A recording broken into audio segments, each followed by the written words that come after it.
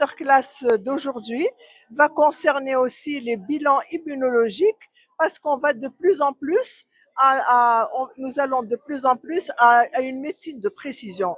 Jusqu'à présent, quand on stratifiait le risque immunologique du donneur, c'est-à-dire l'agressivité du système immunitaire du donneur vis-à-vis du receveur vis-à-vis de son donneur, on se basait par exemple sur la compatibilité simple là, etc.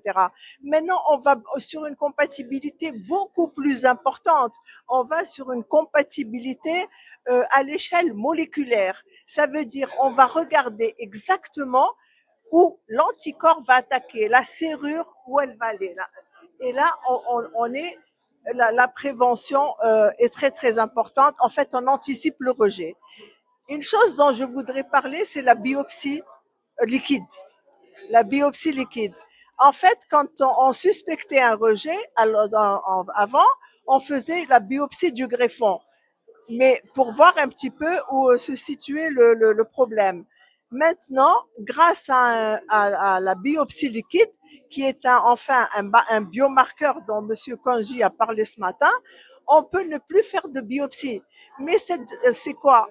Quand le patient, c'est très fascinant comme mécanisme, puisque quand le patient, le patient rejette le greffon, le greffon souffre. Il va libérer une quantité d'ADN qu'on retrouve dans le sang.